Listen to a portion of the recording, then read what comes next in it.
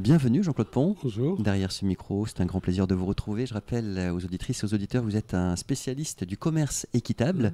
Alors, c'est vrai, nous arrivons à la fin de l'année 2023, ça n'a échappé à personne.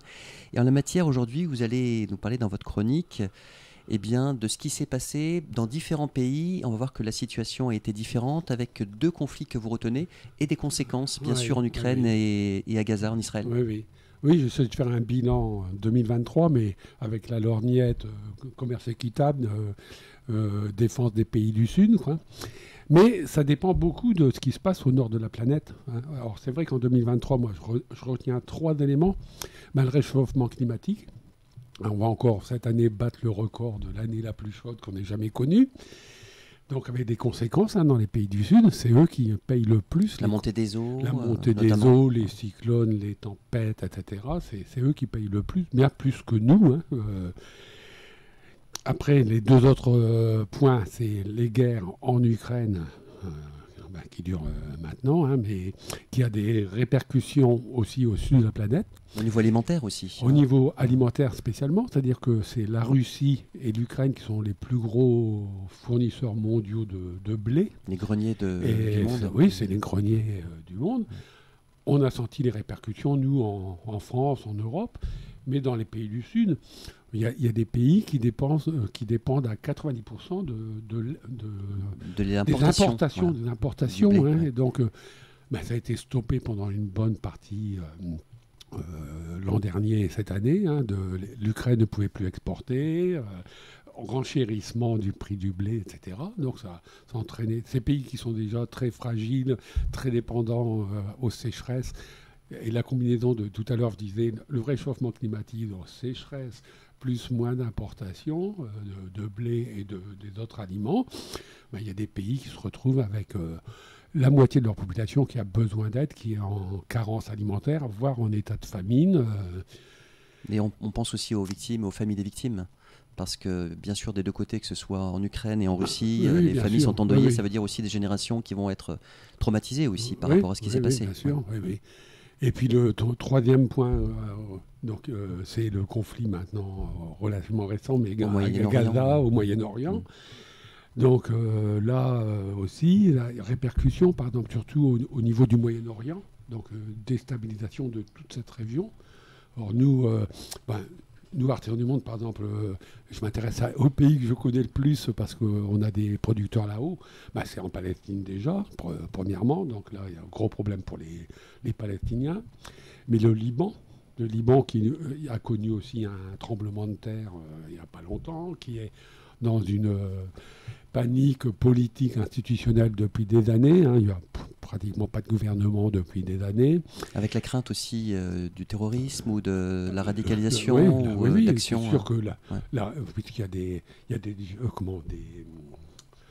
terroristes au Liban, le Hamas a des hommes là en Syrie, au Liban, etc. Le Hezbollah aussi.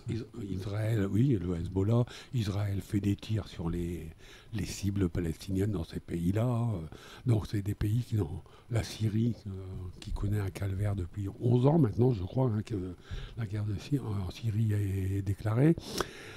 Donc, au niveau politique, économique, plus le terrorisme, la déstabilisation avec la guerre d'Israël, ça fait beaucoup pour ces seuls pays. Il y a des réfugiés aussi, effectivement, vous l'avez dit, donc au sud de Gaza.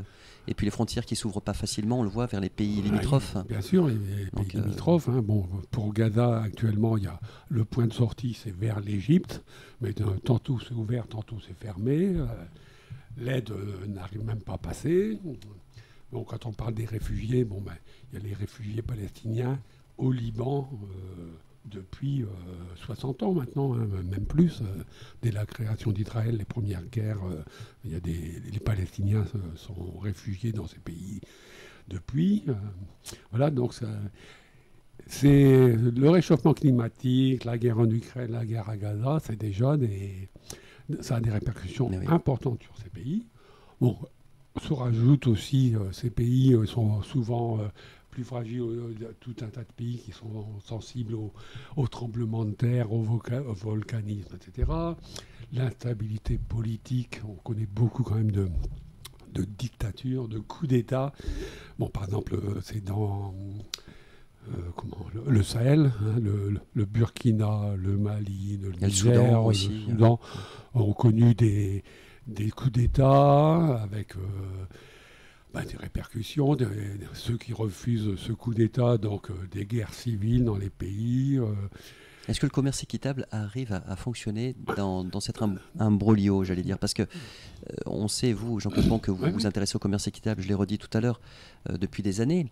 Oui. Est-ce que les partenaires, je pensais à Artisans du Monde, que vous avez très bien connu, vous avez été président au niveau local ici, est-ce qu'ils arrivent encore à travailler dans ces circonstances? Comment ça se passe? Est-ce que vous avez des échos? Justement, c'est la question, c'est que, alors, bon, contre tous ces malheurs qui touchent ces pays-là, il y a une aide importante, c'est les ONG. Hein.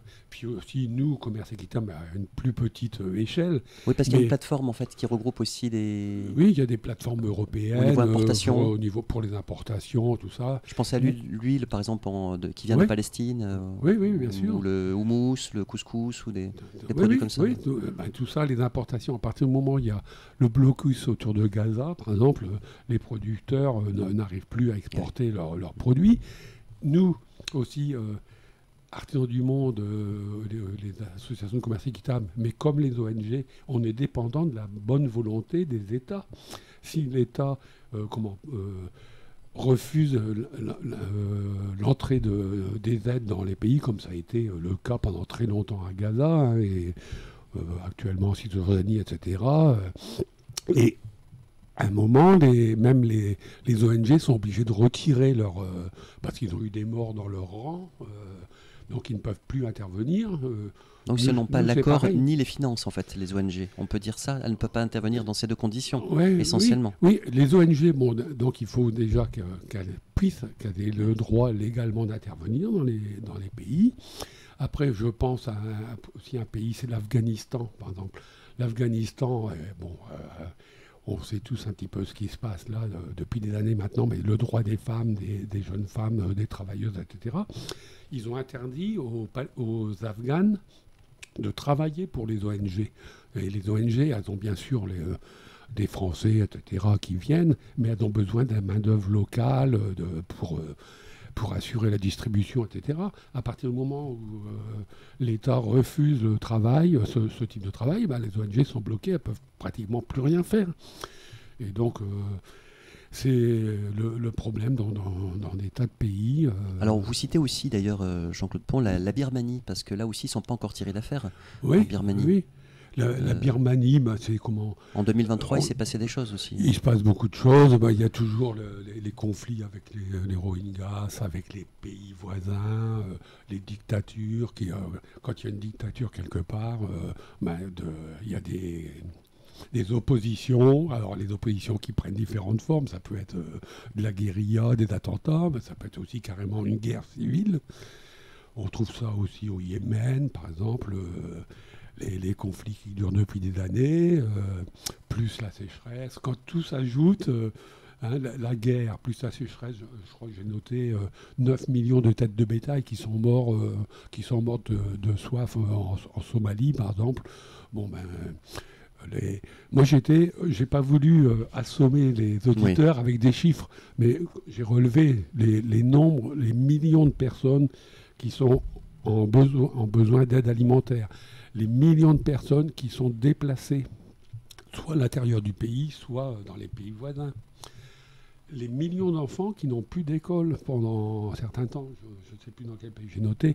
Il y a eu 11 000 écoles qui ont été fermées là, depuis 2 ans. L'enseignant les enfants que vous avez été, c'est bien particulièrement sensible à cette condition. L'éducation, c'est primordial pour l'avenir. Donc ces pays-là qui souffrent, qui auront besoin d'être rebâtis, ils auront besoin de personnes capables de rebâtir leur pays. Ça veut dire qu'il faut que les gens aient fait des études. Donc tout ça, c'est à l'arrêt. Le salut viendra quoi? De la société civile, Jean-Claude Pont? Ou comment vous voyez les... Enfin, le sens de ma question, c'est quelle est la marge d'action? Je parlais tout à l'heure d'achat du commerce équitable, je parlais d'huile d'olive, de couscous, ça peut sembler une goutte d'eau dans un océan, mais vous le voyez comment, vous, le salut, c'est-à-dire à la fois au niveau politique, au niveau économique, en soutenant par nos achats aussi, notamment le commerce équitable? Oui, c'est vrai qu'on retombe toujours sur les trois entités. En gros, il y a les consommateurs, les citoyens. Les consommateurs, comme vous dites. Oui. Après, il y a l'industrie, le commerce, et puis il y a les politiques. Donc c'est vrai que à partir de mais alors l'industrie et le commerce, parce que là on est en période de Noël, et donc il y a beaucoup de marketing, il y a beaucoup de commerce, parce que chacun essaie de gagner sa vie et puis essaie de faire des marges autant que faire se peut. Est-ce que là aussi on ne peut pas s'interroger sur un achat éthique? Il y a encore quelques jours pour les achats de Noël. Oui, c'est vrai. Je sais que beaucoup y ont déjà pensé. Hein, oui. Non, mais c'est sûr que les vêtements, les jouets qui viennent actuellement, les jouets, 80%, on peut dire, viennent d'Asie.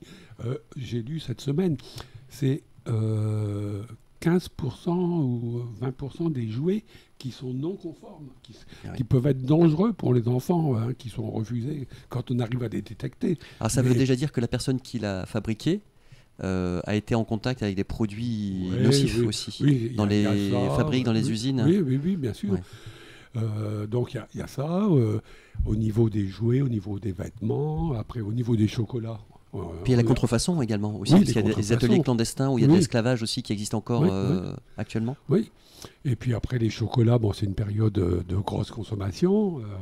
J'ai déjà fait je ne sais combien de séquences où j'ai parlé de l'industrie du cacao dans les pays du Sud. On sait qu'on exploite les ouvriers.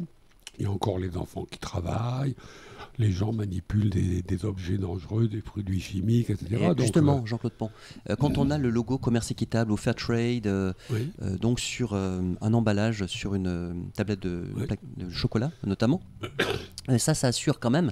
Il y a une traçabilité, ce logo-là, ça veut dire qu'en amont, il y a eu des enquêtes, il y a des vérifications sur toute la chaîne. Il y a un cahier des charges. Le cahier des charges pour les producteurs au sud de la planète, un cahier des charges pour nous. Il y a des contrôles aléatoires, des contrôles réguliers, etc. Donc c'est une garantie d'avoir des choses respectueuses de la planète, des travailleurs et de la santé des consommateurs aussi. Eh bien, merci beaucoup à vous, Jean-Claude Pont, pour ce bilan. Et on vous souhaite de bonnes fêtes, ainsi qu'à votre famille, aux auditrices et aux auditeurs des fêtes de fin d'année. On se retrouve pour la chronique donc dans le 11-12 du commerce équitable. Ce sera la deuxième semaine de janvier. D'accord, merci. À bientôt. Au revoir.